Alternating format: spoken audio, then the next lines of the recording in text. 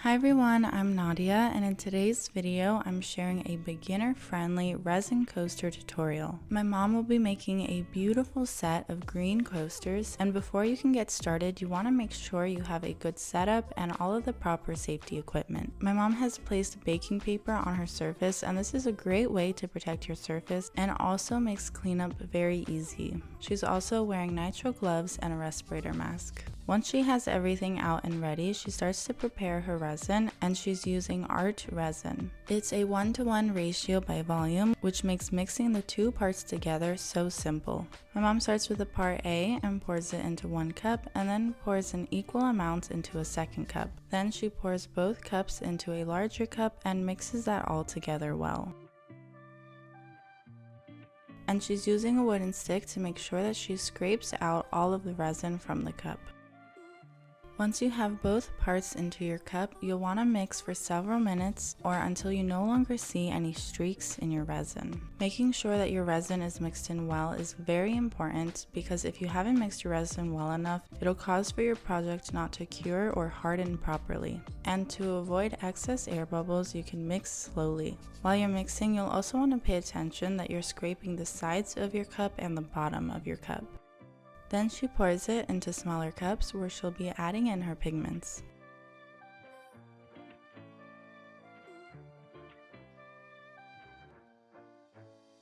And for this pour, you'll want to leave some clear resin aside as well.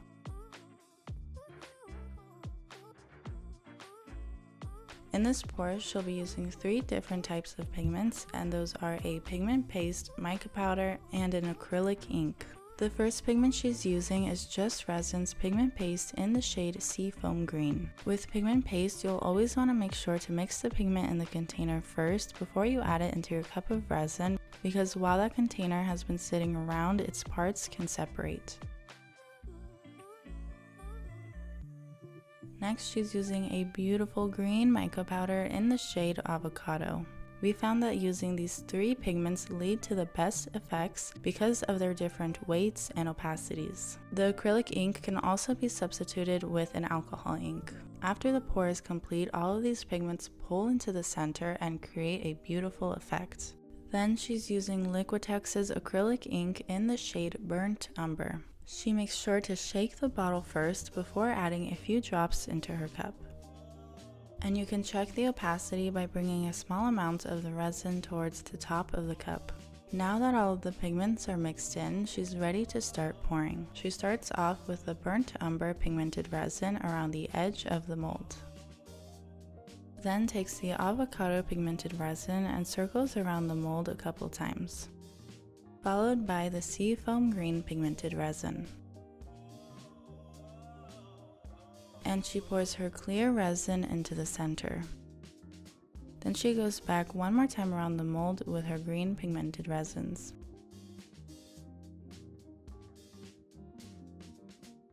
And she does the same process on the remaining 3 molds. The possibilities are endless with this simple technique, as the color combinations you can choose are endless. A good way to find out which color combinations work well together is to look online for some color palettes and see what color combinations you like and what you would like to work with, or you can just eye it with the pigments that you have, which is what my mom and I usually like to do. And pouring the pigments into your mold in different orders can achieve different effects, and I have quite a few videos on my channel where we test out different pouring orders and see how that affects the end result, and if you're interested in watching some of those videos, I'll leave one linked above.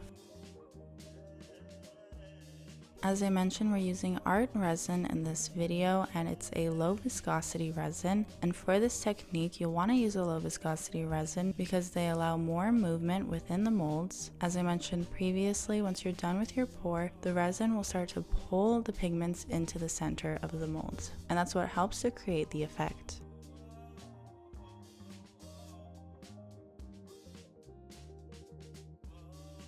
If you're enjoying this tutorial, please consider becoming a channel member, which helps support our creations and my videos. I'll have all the products that you see in this video listed in my description, so if you're interested in giving this tutorial a try, be sure to check that out.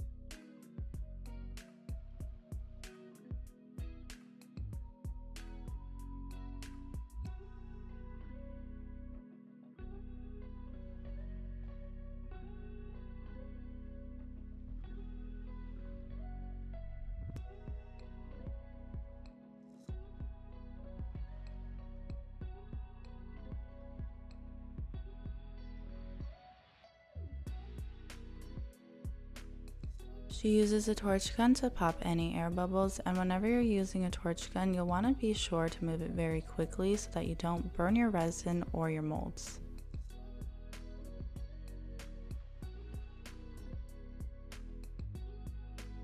She has a little bit of leftover resin, so she'll be pouring that into a spare mold, which she's going to be turning into a bowl.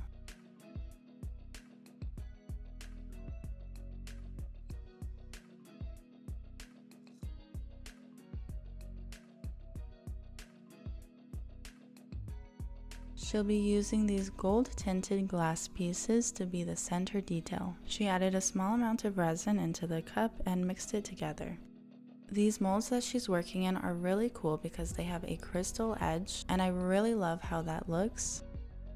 However, what's interesting is since she did one pour into a normal mold, we're able to compare how the different shaped molds affect the final product. Because the crystal molds are more indented in the edges, it actually affected how the pigmented resins pulled into the center versus on the normal flat mold. Then, using a wooden stick, she carefully applies it into the center of the molds.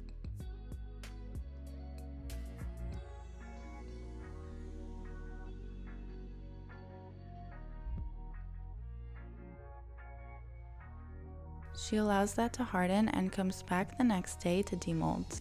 She's first going to be demolding from the blue mold to shape this coaster into a bowl, and from this point it's been a little over 12 hours and the resin hasn't fully hardened yet, which is perfect to shape it into a bowl. And this time will vary depending on your resin and how quickly it hardens.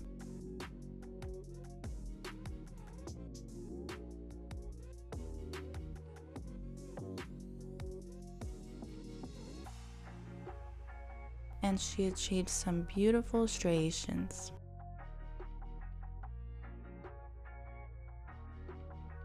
Now she's just placing it into a bowl where she'll allow it to continue its hardening process so that it takes on the shape of the bowl.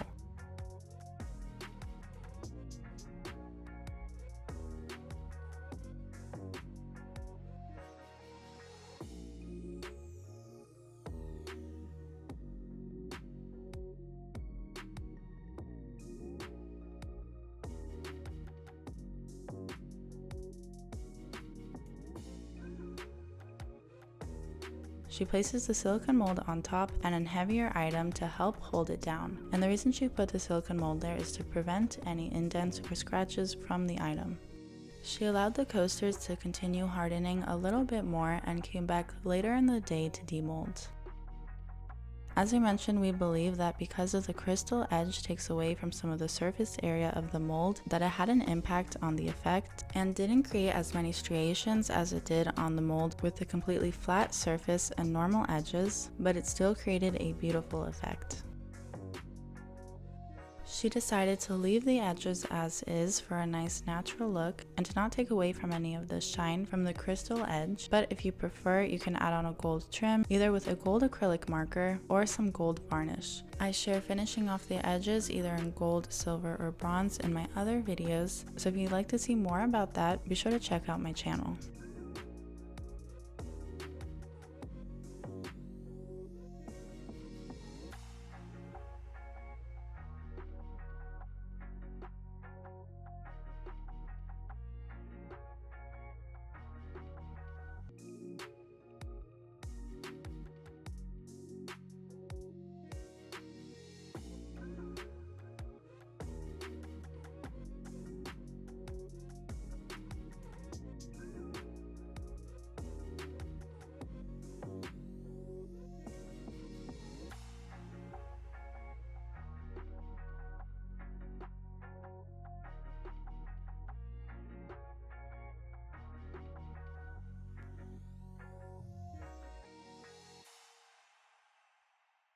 And here's the final product.